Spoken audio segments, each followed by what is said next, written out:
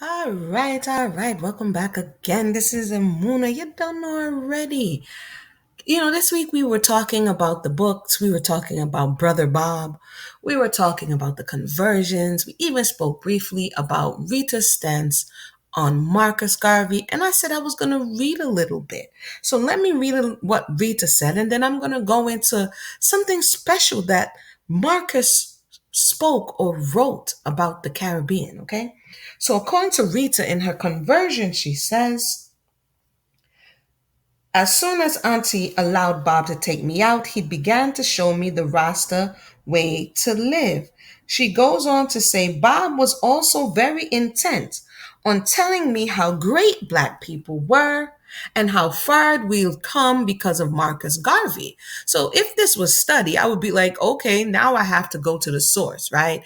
I have to go to Marcus Garvey. Why? Because Bob's retelling or Rita's retelling would be kind of secondhand. It would be their interpretation of what Marcus was saying, right? And we all do that. When we hear someone saying something, we take from it what we want and then we remix it to a certain degree.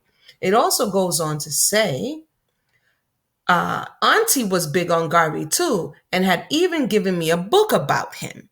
Interesting. So I already knew about repatriation and the story of the Black Star Line and was somewhat conscious to begin with. So she's saying that she heard about repatriation and the Black Star Line and that Auntie was woke. Okay, it would be that, and we see Auntie was industrious. Auntie had a wedding situation going on. She was sewing. She was running partner job. Auntie was doing the most, and Garvey often speaks about doing for yourself. But in this particular instance, I am going to read West Indies in the Mirror of Truth. So we heard what Rita had to say about what she knew, and she kind of summed up Garvey with repatriation. And what's the other thing she said? She kind of summed him up with repatriation and the story of the Black Star Line. But as we know, there's so much more to Garvey. He actually comes from the same place her boo comes from, which is St. Anne. But he was born a little bit earlier, right? So let's get it. This is out of the book that you see on the screen, Selected Writings and Speeches of Marcus Garvey. It says here, West Indies in the Mirror of Truth. The Negroes of the West Indies have been sleeping for 78 years and are still under the spell of Rip Van Winkle. So we know the story about Marcus. He started the UNIA in his home country. He traveled a little bit. He went to England. He was an apprentice. He learned printing. He went to see different islands. He tried to start something in his own place. And Jamaicans at that time weren't as accepting as he would have wanted them to be. The Champion magazine, Chicago, January 1917. Okay, so this is what this is coming out of. He was doing a lot of writing. If he didn't write it down and someone summarized what he said, would we really understand all he was trying to convey? That's why Miss if he write it down. He says, I have been in America 8 months. My mission to this country is to lecture and raise funds to help my organization. So he's clear. He has a goal. He knows what he's here for. Okay. The Universal Negro Improvement Association of Jamaica, to establish an industrial and educational institute to assist in educating the Negro youth of that island. He calls it that, which is very interesting. You 8 months in and you're already calling it that island, which is a level of disconnect, but we'll continue. I also engage in the study of Negro life in this country, meaning America, right?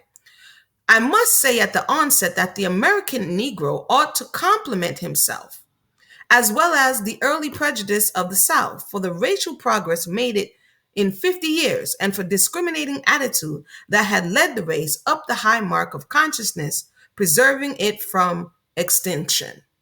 So 1917, 1865 in America, you have the quote abolition of slavery. And so he's marking that in that time, he would have been in, this is World War One is not done yet. It's done in 1918, right? So when he's coming, World War One is still happening. There's a lot of economic growth. You're going into the boom of the 20s. He's in New York. He's in Harlem. He's in these places and he's seeing progress, right? And so he's commenting about the progress of the American Negro juxtaposed to the Jamaican Negro, all right? Because that's where he's coming from, who's still under British colonial rule, right? I feel, but it's easy to go to somebody else's place and be like, yeah, man, them look like them, I move ahead because, But anywho, I feel that the Negro who has come in touch with Western civilization is characteristically the same. And but for the environment, there would have been no marked difference between those of the scattered race in the Western hemisphere. The honest prejudice of the South, why did he call it honest, was sufficiently evident to give the Negro of America the real start. Basically, to me, he's calling the honest quote unquote prejudice the fire that they needed to pool their resources, essentially, because through segregation and through Jim Crow, you had to make your own self great. You had to stay within your own demographic. You had to make it work. And so he's looking at it as an outsider, as a positive thing, because of what he's able to see physically their progress is. Where am I here? It says, the start with a race consciousness, which I am convinced is responsible for the state of development already reached by the race. I mean, I could understand how you could come and see that, but the enslavement in the America mainland, it varied, it differed from that in the Caribbean and South America. So, but I'll just continue. A Fred Douglass or Frederick Douglass or Booker Washington or Booker T. Washington, as he's known today, never would have been heard of in American national life if it were not for the consciousness of the race in having its own leaders. It's not only that, you have Booker T. Washington being elevated as an abolitionist during the time, which pushes him to the forefront of the American leader. I believe the book is called Up from Slavery. I don't want to misquote here. I will get that. So what he's seeing is part of a system. Booker T was also elevated not only by his own people. Yeah, here it is. Up from Slavery by Booker T. Washington. And he was on the network. And it was also European abolitionists who was pushing him to the forefront to be this leader, right? But let's continue. Where am I here? Where we gone, Marcos? It says here, in contrast, the West Indies has produced no Frederick Douglass or Booker T. Washington after 78 years of emancipation, simply because the Negro people of that section started out without a race consciousness. That's an interesting conclusion, Marcus. Again,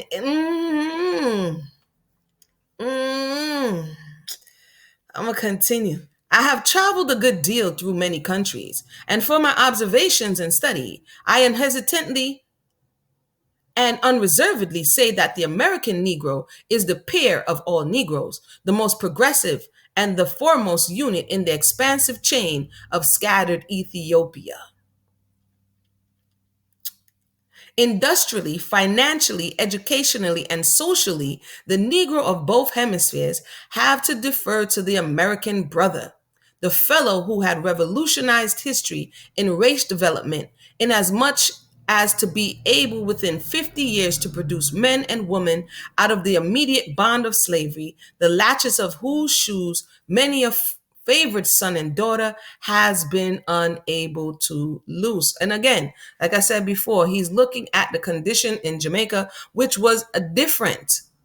The American Negro, the mix, the mass majority of Europeans were present during that time, and the access to resources and understanding to a certain degree was different than that of the Caribbean. In the Caribbean, you had a lot of absentee landowners and absentee. So the whole social economic structure was very much different from the two. So personally, the comparison, I think, it doesn't give the experience of both justice, but I understand why he's making the comparison, because based on what he's seeing, based on based on the progress that has been made because of the laws that were passed, you have At that time, I don't think you have Black Wall Street yet. But again, you have Harlem, you have neighborhoods, you have access to resources.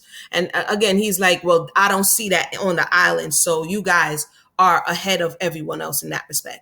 As I travel through the various cities, I have been observing with pleasure the active part played by Negro men and women in the commercial and industrial life of the nation. And by the way, everybody did not like the fact that Marcus was here. Okay. W.E. Du Bois did not like the fact that Marcus was here and that he was talking about issues that he wasn't necessarily educated fully in, right? And that's another story for another day. As I travel through the various cities, I've observed the pleasure, the active part the Negro men and women play in the commercial and industrial life of the nation. In the cities I've already visited, which include New York, Boston, Philadelphia, Pittsburgh, Baltimore, Washington, and Chicago, I have seen commercial enterprises owned and managed by Negro people. I have seen Negro banks in Washington, Chicago, stores, cafes, restaurants, theaters, and real estate agencies that will fill my heart with joy to realize, in positive truth and not by sentiment, that at one center of Negrodom, did he say Negrodom? This is that early 1900 language. Negrodom, at least the people of the race have sufficient pride to do things for themselves. Another thing that is not the same, if we're going to measure, is that Jamaica and the British West Indies is still under colonial rule from the British. America is under the rule. America broke away from the British. So this, what he's seeing in America, is not necessarily what he would see in the British West Indies, because the ruling factions are different, right? They're different. So they have, again, different thought processes, different ideologies, and different opportunities, right? The acme of America, that's not to take away from what our brothers and sisters were doing on the mainland. I'm just looking at how it's kind of a not necessarily the fairest comparison that's being made right now, given the circumstance. The acme of American Negro enterprise is not yet reached. You have still a far way to go. You want more stores, more banks, and bigger enterprises. I hope that your powerful Negro press and the conscientious elements among your leaders will continue to inspire you to achieve. I have detected during my short stay that even among you, there are leaders who are false. I tell you, when I tell you, say, him and some people did a beef.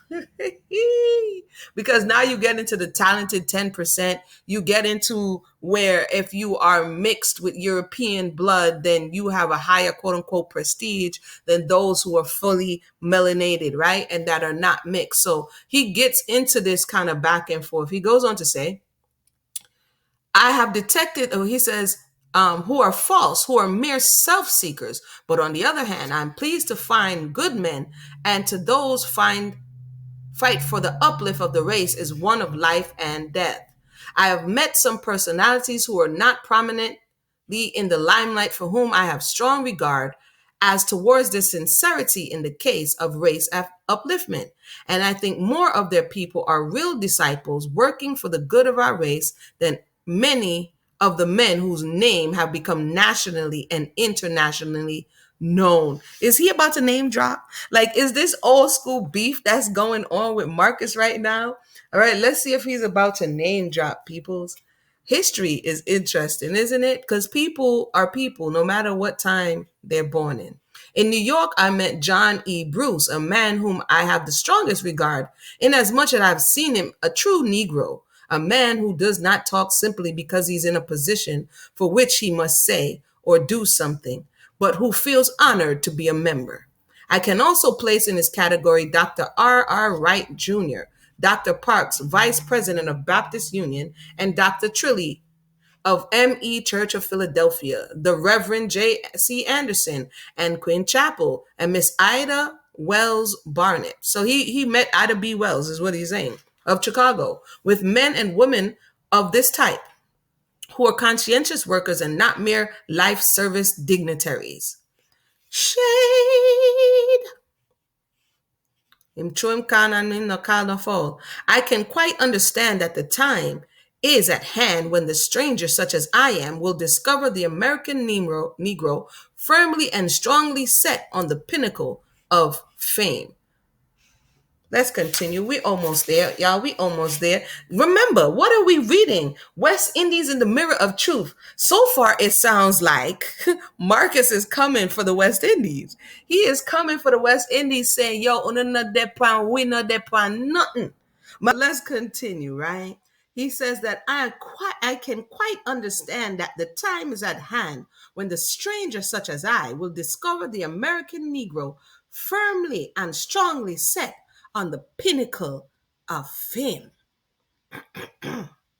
It says the West Indian Negro, who had 78 years of emancipation, has nothing to compare with your progress. It's interesting that later Leonard Howell, who I understand had a relationship with Marcus Garvey, if I'm not mistaken, he later comes and names the place that was a self-governed development pinnacle, right? That the government kept mashing down. So, but let's continue. It says here, educationally, he has, in the exception, made a step forward, but generally he is stagnant. And that is because in 1900s, there was a push for public schools, so to say, that would help young people of Marcus Garvey's age. Actually, Marcus Garvey's generation was the first who had access to this type of schooling, right? So he's the first to have access to the school, and he's like, yes, and I don't know that part nothing. But the reality is, like I said, it's a different setup. He goes on to say, I have discovered a lot of vain bluff, quote unquote, as propagated by the irresponsible type of West Indian Negro who has become a resident of this country. Who am I talking about? Because what was happening was Marcus Garvey's generation was the first generation to really travel out of the country. Panama Canal is being built. They're going to South America. They're going to England. I mean, in the capacity and the numbers that they're traveling. And a lot of people, including my great grandfather, I found out, left Jamaica and came to New York, Harlem, right? So he is talking about how people now from his country came to these places, but they're bluffing. It says, he goes on to say, bluff to the effect that conditions are better in the West Indies than they are in America. So he didn't just say they were bluffing. He's like, oh, you know, they are trying to say better backyard, but look, you're there, right? Now, let me assure you honestly and truthfully that they are nothing of the kind. The West Indies, in reality, could have been the ideal home of the Negro, but the sleeping West Indian has ignored his chance ever since his emancipation. And today he's at the tail end of all that is worthwhile in the West Indies. Remember, if early Rastas, prototype Rastas, are listening to Marcus Garvey going in, he is lighting in like, yo, because I don't know why not now gone, and you could have did do better, but you sit on 78 years and you're weird so do all at the time. And they try like Leonard Howell, and then they get mashed up and bun out, and it's like, Marcus, there was a little bit more going on here. It wasn't as cut and dry as you thought it would be. And the same thing happened here with Black Wall Street and different locations and Rosewood and things of that nature. You'll have people building up stuff, but you also have people mashing up stuff as well. Let's go on. It says here, it says here, he says the educated men are immigrating to the United States, Canada, and Europe. So again, before Windward Rush and all of those things, this was the first migration. This is how, what's the man who wrote Banana Bottom? He was also, I got the book right here.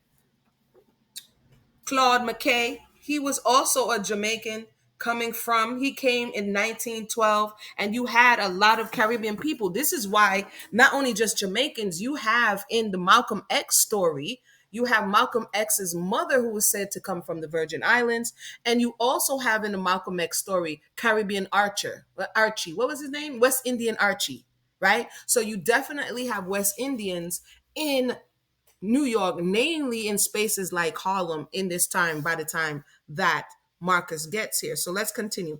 He said, basically, he's saying that the educated people are leaving. The labor element are found By the thousands in Central and South America, these people are leaving their homes simply because they haven't pride enough to stay and combat the forces that make them exile. Huh? And remember, this is 1917. Something happens where could we say the same about why you didn't stay? There are other things that's going on. If we had the spirit of self consciousness and reliance, such as you have in America, we would have been ahead of you. And today, the standard of Negro development in the West would have been higher. You can see why some people love them and some people, we haven't the pluck in the West Indies to agitate for our demand a square deal, and the blame can be attributed to no other source than indolence and lack of pride among themselves. Dang, tell us how you really feel, Marcus. He said indolence and lack of pride. Tell us how you really feel.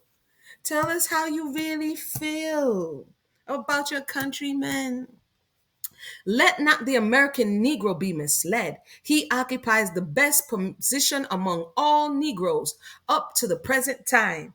And my advice to him is to keep up his constitutional fight for for equity and justice. We almost there, y'all. Is this resonating with you? Is it getting you upset? I mean, could it be applied today? Is it true? Like, what's going on, Marcus? It says the Negroes of the West Indies have been sleeping for 78 years and are still under the spell of Rip Van Winkle. These people want a terrific sensation to awaken them to their racial consciousness. We are throwing away good business opportunities in the beautiful islands of the West Indies. We have no banks of our own, no big stores, commercial undertakings. We depend on others as dealers while we remain consumers. The file is there open and ready for anyone who has training and ability to become a pioneer. If enterprising Negro Americans will get hold on some of the wealthy Negroes of the West Indies and teach them how to trade and do things in the interest of their people, a great good will be accomplished for the advancement of the race. The Negro masses in the West Indies want enterprise that will help them to dress as well as the Negroes in the North of the United States, to help them to live in good homes, and to provide them with furniture on the installment plan. That's on credit. To insure them in sickness and death, and to prevent a pauper's grave. So Marcus, how much money they come? 8 months. You got to look a tour in America. And you write one piece. I'm trying to figure out who you was writing to. Can you write one piece of letter, yeah? Or you give one piece of speech. Okay? Juxtaposing the American Negro against the West Indian Negro. And from where me I get, wanna tell me where I get. Marcus say, in a this a time, yeah, the Jamaican and the Caribbean Negro never depend nothing. Is this true? Is this true? Let me know in the description below. It's not coming from the Muna. It's coming from the selected writings and speeches of Marcus Garvey. Did Rita read this? Did Bob Marley read this? What of Marcus Garvey did they hear and read at the time? You let me know what you think below. All right. Thanks for listening, liking, and subscribing. Talk again. Oh no, me forget me look a commercial. Here what? Big up to all of those who are buying Island Twist and enjoying Island Twist. We're gonna go into the commercial and then we're gonna see you next time. Island Twist follows Jackie Brown, a young girl who finds herself head over heels for the new island boy at school in fresh outer yard, and Jackie has the fever. But as she navigates the ups and downs of her new crush, things quickly spiral out of control when her not so secret admirer becomes determined to sabotage her relationship. So check out the new novel Island Twist over on Amazon today. Now back to the story.